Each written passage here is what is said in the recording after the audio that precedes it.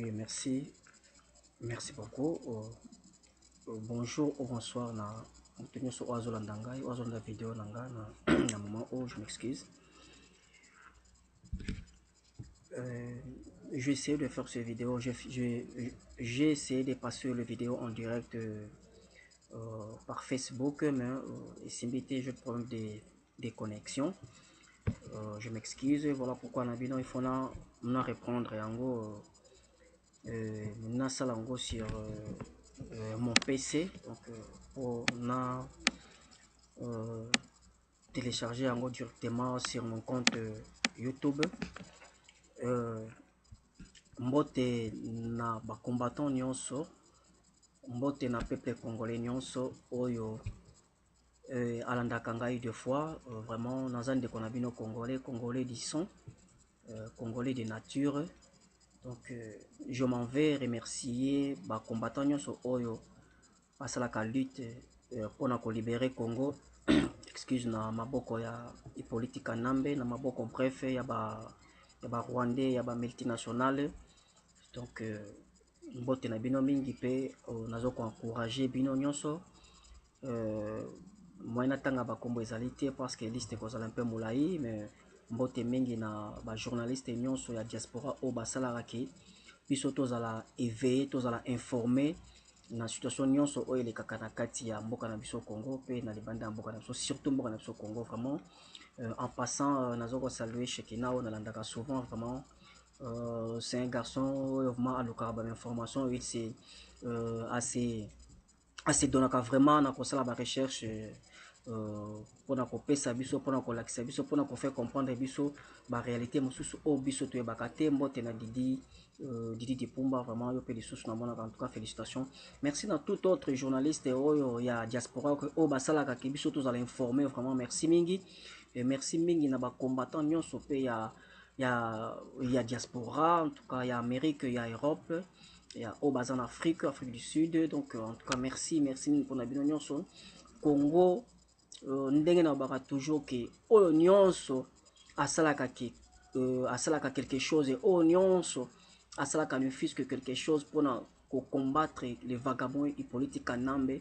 Cette personne est à féliciter. Voilà pourquoi nous avons félicité bino nyonso wana oyo bosalaka quelque chose pour to bengana Hippolyte Kanambe. Merci mingi na église catholique, vraiment coup de chapeau.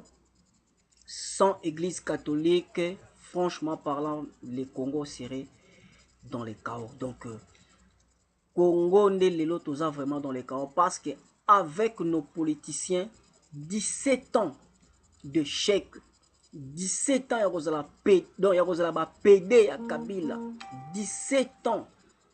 Vraiment nous sommes désolés. Personnellement naza vraiment désolé. Comment est-ce que nos politiciens va se laisser faire par ces vagabonds, par cet idiot de Kabila, par ces médiocres de Kabila, par ce meurtrier de Kabila pendant 17 ans. Bandimi kozala ba PD à Kabila. Tous ces politiciens-là, soi-disant des docteurs, soi-disant des licenciés, soi-disant ceux qui, comment dire, avec tout ce titre-là, au besoin de ma classe, naebite on a toujours ba classe na bango eza ba science occulte. Donc bazana maele moko ya buzoba. Donc bango baza ba docteur, ba licencié ya buzoba. Voilà pourquoi tous benga bango lelo ba médiocre. Tous ces sont de bandimi na bango comme ba PD à Kabila. Bandimi na bango ba teka pays, do bandimi na bango pendant 17 ans. Kabila zui bango lokola ba PD, et puis a teki bango, donc et puis donc je ne sais comment dire, ba teki moka, et jusqu'aujourd'hui il continue, bien que biso to comme éveillé. Donc tozo sala ba fort, tozo ko lutter, to comme ko combattre Kabila. On a compris que non, c'est celui-là, c'est un meurtrier, celui-là c'est un étranger, celui-là c'est quelqu'un à éliminer de notre terre. Mais bango elengia qui PD sili bango na noté bazo continuer toujours avec Kabila. C'est vraiment malheureux. C'est vraiment déplorable. Tu éviter les politiciens Nabiso. Ils sont comment? Ils sont fous ces politiciens comment? On ne sait pas, on ne comprend même plus rien. Donc on est vraiment désolé. On est vraiment, nous sommes désolés. Je m'excuse.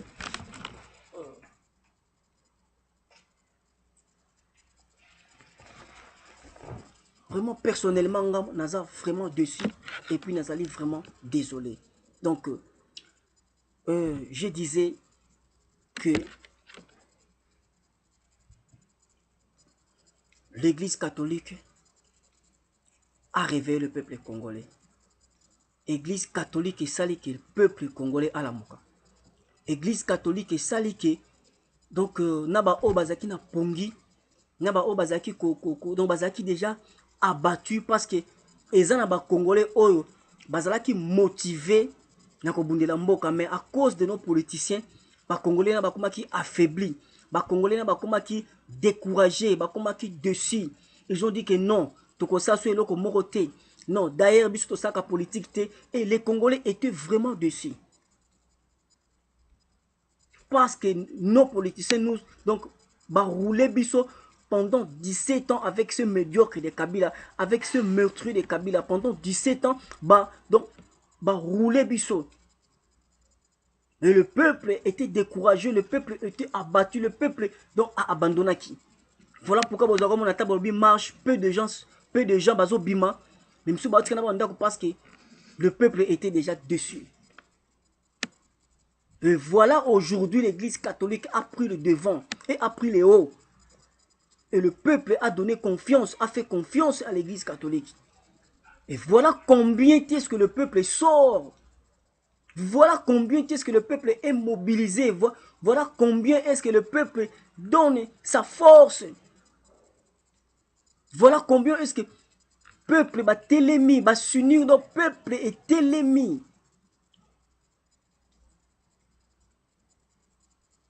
Avec l'église catholique, le peuple a donné, donc a repris la force. Le peuple a juste ma casse, a juste confiance et a télémi. Vraiment, coup de chapeau à l'église catholique. Monseigneur Mosengo, vraiment merci beaucoup. Vraiment, yo ozamwana mboka biso toza simana yo. Ni tete yo, ni tete église catholique, ni tete bandeko na biso ya église catholique. Tu évite lelo soki Congo. Elingaki déjà et comme la maboko ya Kagame. Potonga to mona yemoko Kagame aye vraiment afandi a commis président na deux pays. Aza président na Rwanda, aza pe président na Congo démocratique. Parce que Congo est comme qui faible à cause de la politicien na biso. Et derrière l'église catholique, il faut s'ajouter l'église protestante, les musulmans. Et voilà aussi, les kimbangistes, ils ont annoncé que Bakota, Basangana na biso. C'est vraiment bien, c'est vraiment encourageant, c'est vraiment une bonne chose. Ceux qui sont s'unir bongo, ceux qui sont vraiment tomi pesi non, tous a concentré vraiment comme une union. Comme uni plutôt, tout ça, unité. Kabila n'aura pas la chance de faire 3 ou 4 jours dans le Congo. Elle n'aura pas cette chance. Il faut s'unir, nous tous les Congolais, il faut s'unir. L'église, a eu déjà décision, il y a s'unir. C'est bien. Kimbangistes, catholiques, musulmans, protestants. C'est bien. Et tozo senga, tozo sala appel na l'église de réveil, va s'unir. Parce que Bango peut baser une force dans la République démocratique du Congo. C'est aussi une partie, il y a peuple congolais et dans l'église. Il faut s'unir, biso nyonso. Ne suivez pas vos pasteurs médiocres. Ne suivez pas les Mukunala, les Soni Kafuta. Oyo batangaka Bible, mais baebi Bible te. Soni Kafuta, Mukuna, tous ces pasteurs-là aventuriers, Kankenza, nous c'est ce Kengalasi, etc. Ce sont des voleurs. Ce sont des pasteurs médiocres, miyibi. Ils s'enrichissent. Namo ba mike na botiaka na mabonza wana bino bozo ko s'appauvrir, bango bazo ko s'enrichir. Qui te dit que marche na Bible et ezalaka te?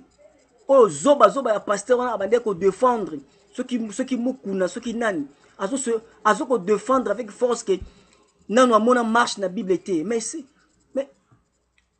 c'est un imbécile ce pasteur là. Nga naza pasteur te, mais moi je m'en souviens na yebi balobaka mira Jéricho et quoi qui parce que les gens ont fait une donc ba tour ya mur wana batour wana bazako sala na bokati ezaki nini bazaki ko fanda ou bien bazaki ko saba donc bazaki ko marcher et ezaki marche ya mutu moko te ezaki marche ya beaucoup de gens. C'était une population oh ezaki ko marcher et ezalaki te ke ba païen kaka bazako marcher ezaki tout le monde na ba chrétien ya série wana ya l'église. Basangalaki na ba soldats, ils marchaient, ils ont marché. Ils ont fait tour ya bani noana ceux qui combien de fois balobakango. Nga naza pasteur te mais je sais, je m'en souviens. Mira Jéricho pour Ekweya, les gens ont marché.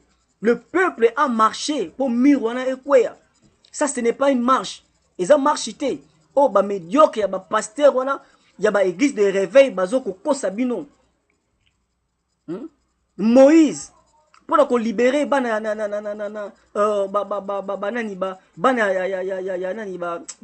israélite na kati ya Égypte. Moïse n'a pas tué les gens.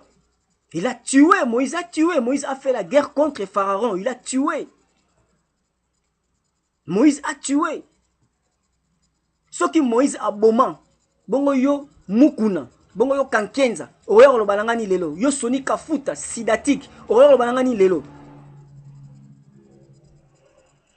Bozo ko distraire population, bozo ko distraire peuple. Boyibi est belé, vous donc boyibi a touro. Bozaki na bino banganga, allez boyo ko bomba na sima ya Bible, yango na bo comprendre la Bible te.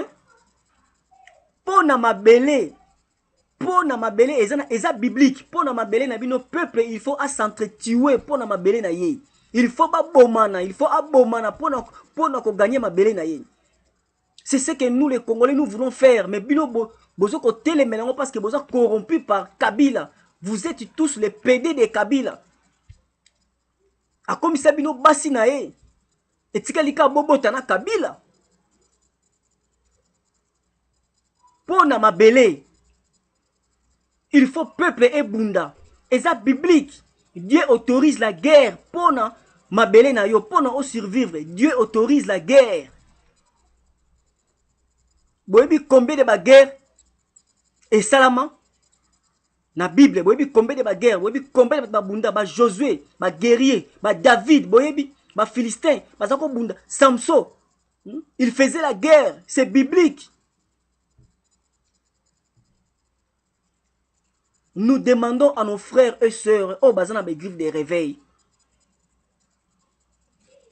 Bos s'unir na biso ezali kambuya e église te. Ezali kambuya mabele na biso Congo. Ezali kambuya mabele ya Congo, nous devons nous unir pour to bengana les vagabonds Hippolyte Kanambe. Ce n'est pas ezali kambuya mukuna te, muluba wana ayebeta koloba lingala te. Donc un vagabond azaki dans la rue donc je ne sais comment expliquer. Et lelo azoko tambola na ba jeep na ba nini azobenga ngo bénédiction. C'est pas une bénédiction. Ce n'est pas une bénédiction wana. Ce sont de biens mal acquis. Ozoko zongo na ba moyen moko ya mabe na ba moyen moko médiocre. Oko sepela na ngote. Eza bon mengo moko ya salité oyo. Donc oko kumisa ki Dieu m'a béni. Dieu t'a béni. Qui te dit que c'est Dieu qui t'a béni? Tu as volé. Toi tu n'es pas béni. Parce que yosoki ozaki béni olingaki obundela Congo. Olingaki o défendre bandimina yo parce que bandimino bazana souffrance, bandimino bazana misère, bandimino bazana donc bazo passer mal bandimina yo, bazo kemba. Et toi tu te réjouis, ozo kene ba poto, ozo kene partout où tu veux. Non, bandimi bo vana na ndako, po bandimi ba continuer na souffrir. Tu es méchant. Tu es sorcier. Nous ne voulons plus cela dans Mboka na biso. Et ces églises-là, l'air toko récupérer mboka na biso que non mboka ezongi na mboka na biso ces églises là je ne sais pas il faut tout le kelango ba mesure il faut tout le kelango ba binzambi na moi ba mesure moko boye po donc zizani est comme belé parce que bab église de réveil wana c'est une force aussi il y a peuple pour peuple est belé na kati bab église wana c'est une force que oh ceux qui va lâcher yango ce serait une bombe. Ceux qui te sangani, donc ceux qui bab église nion sur sangani, c'est une force que Kabila a retenir. Ce serait un peuple contre quelqu'un. Kabila ne saura pas résister. Et bino bande on a biso oboza bab église on va prendre conscience. Ce pasteur là sont en train de vous mentir. Ba pasteur wana bazoko mentir, bazoko tromper bino, bazoko sa bino jusqu'à ce que bino boza toujours pauvre, bango ba s'enrichir. Les médiocres de Soni Kafuta. Pour vous comprendre que c'était un aventurier. Comment est-ce qu'il a vu Sida? A comment le rôle en PC? Santa malungi la rasouté. Et angar na wana oyo.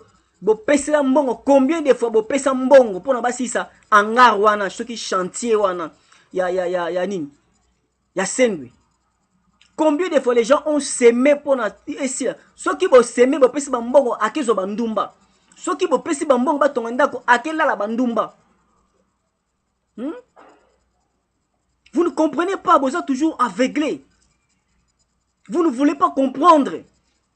Qu'est-ce qui vous empêche Yakobima na église à Soni Kafuta? Qu'est-ce qui vous empêche? Vous avez emprisonné ou en église à Soni Kafuta ou comment?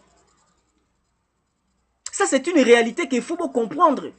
Cette église n'est pas une église Yakokende. C'est pas une église Yakokende. Parce que le pasteur c'est un aventurier, c'est un escroc.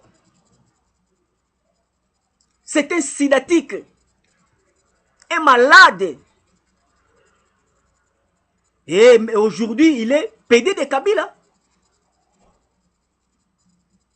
Il se donne aussi le luxe ya koloba. Peuple bobimate. Porra. Tout ceci, ils ont fait ça batukanda po bitumba o batu bazo kufa. Bande kona biso o bazo kufa. Tala, biso toleki bango te hein. Bazo kufa chaque jour donc bazo mi pesa no ba kufa po biso toza sauver. Alors, biso toko accepter, toko tolérer jamais un individu moko boye. Ami mona ke non, non, non, ngai. Non. Pona mabele na biso Congo, il faut tobunda. Mutu nyonso pona mabele Congo, il faut abunda. Il faut abunda. Donc, eza obligation. C'est une obligation. Il faut tobunda pona ko récupérer mabele na biso. Kabila a fait 17 ans. Ce petit Rwandais là a fait 17 ans. C'est un miracle. Quelqu'un qui sort du néant, a outna ba botte quelque part, aïe à côté. Donc moi, j'aime pas raisonner à ça. Donc la linga ko kansangote parce que ça me donne une rage. Donc, et puis ça m'a kanda. Comment est-ce que cet idiot, cet imbécile de Kabila a mis dans le néant ayaki a vendre qui n'a pouvoir? Et na époque wana ba politicien na biso ba bololé ba politicien so bazala ki wana. Personne n'a dit rien. Et jusqu'à aujourd'hui bozo belo monter. Personne n'a pu déclarer que Kabila aza Rwandais aza tout Rwandais. Mutu moko wana na sala déclaration na ti. Vous les parlementaires. Bozaka na kati parlementaire wana na kati parlement na eloko nini boloba na kati parlement na. Qu'est-ce que vous parlez wana na kati? Bosala kanini na kati ya parlement na bino wana, qu'est-ce que vous faites là na kati ya parlement? Est-ce que et si vous débattez sur nationalité ya Kanambe wana, et si vous débattez na kati ya parlement? Mais vous êtes des idiots, vous êtes des imbéciles.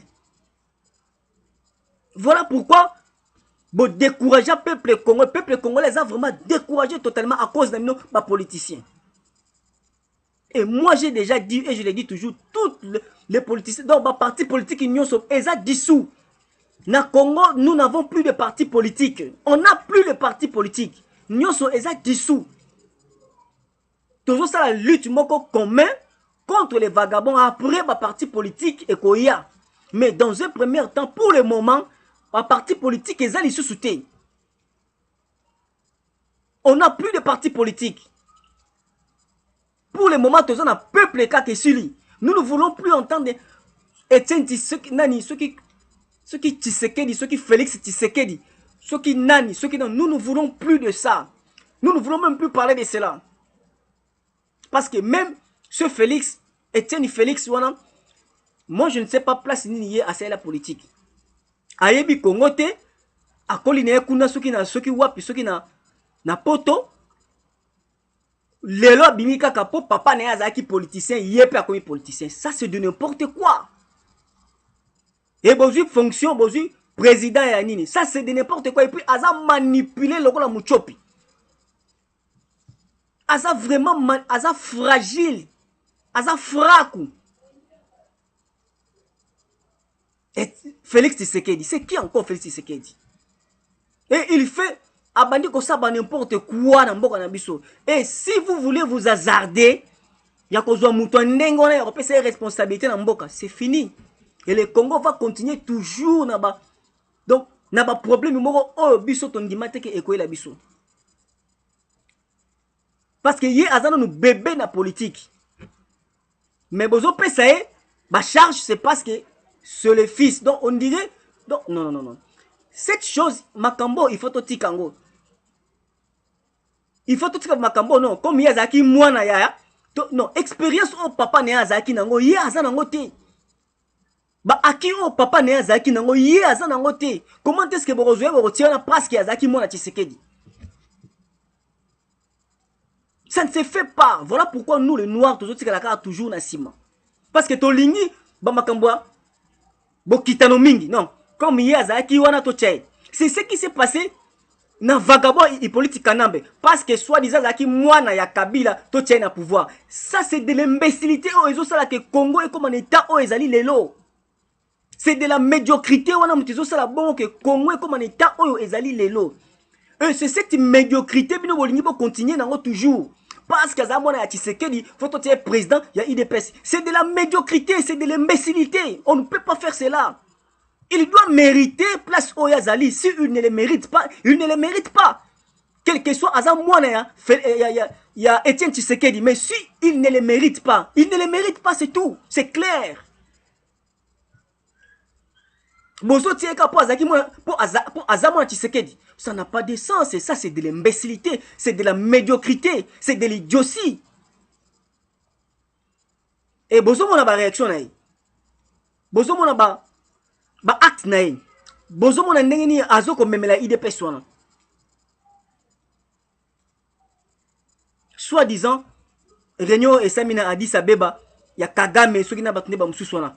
Et tiens, Félix Tshisekedi akenda kikuna. Il est corrompu facilement. Na vie na no asimba $20,000 te, ceux qui $50,000 te. Donc bazo PC yango donc azomonongo donc azomonongo net rêve, on dit fin du monde. Il accepte facilement la corruption. Il accepte facilement la corruption. Et nous devons accepter toutes ces bêtises là parce qu'il y a Azamwana Tshisekedi. Non. Pour le moment na Congo, pour qu'on poste ou pour travailler, il faut avoir des mérites. Ceux qui méritent des actes jamais négatifs. Nous ne voulons plus Congo, il y a lobbyka, non pas un ndeko botier na place, pas un lek ya botier na place. Non. Fini ces histoires là.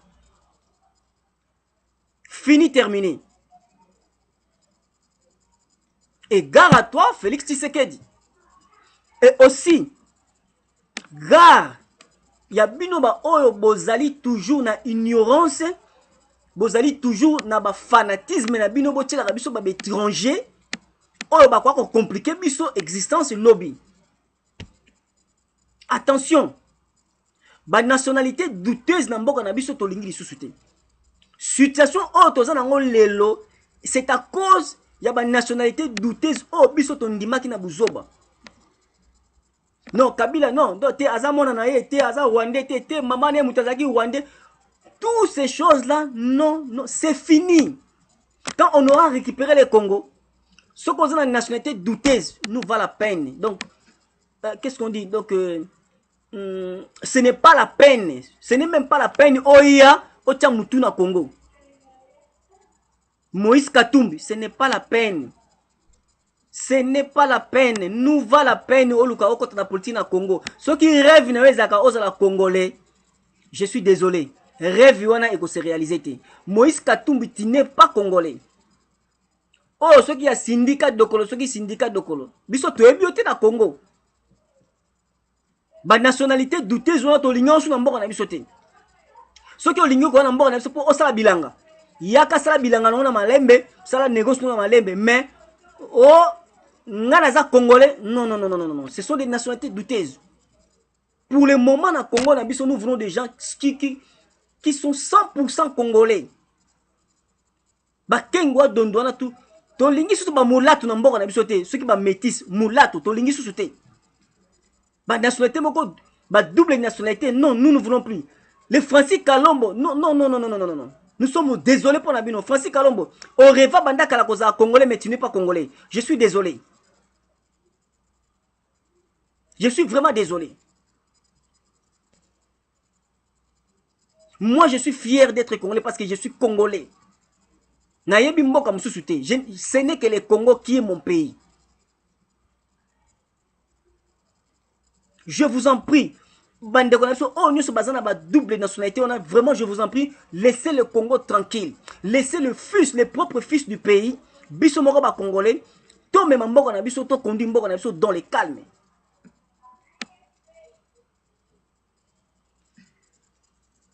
Cette fois-ci, Kobima na biso peuple congolais eza kobima moko stratégique. Là je vais en parler après. Na reçoit la vidéo ezaka uniquement pour na side na biso, pour na sortie na biso. Le message est passé. Je vais terminer na message. Il y a qu'on se préparer pour la marche prochaine, marche au tozoko catholique ils ont organisé peuple congolais ils ont organisé prochainement. Nazo ko invité na peuple nyonso à côté, peuple nyonso a marché, peuple nyonso a bima et puis peuple bima la mobile bima. Ko bima bon tabate. Yango na bango toujours ko bima bon tabate. Bima na moi lichette na poche. Bima na moi moulangia essence. Na limette bima na moi loko moko boye que oyo bolole ya policier akoluka beton masasi au sali self défense eza ozo ko se défendre. Le message est passé pour le peuple congolais pour te comprendre wapi tozali wapi tozo kende wapi to komi. Nous ne devons pas se laisser faire par le Rwandais qui est un petit pays à kokonza biso et biso tozo sa elo komorote. Je vous remercie, merci mingi na biso. J'encourage tout le monde au akobima na marche cette fois-ci. Je vous encourage vraiment tokobima pe tokolonga Hippolyte Kanambe. Merci beaucoup, ciao.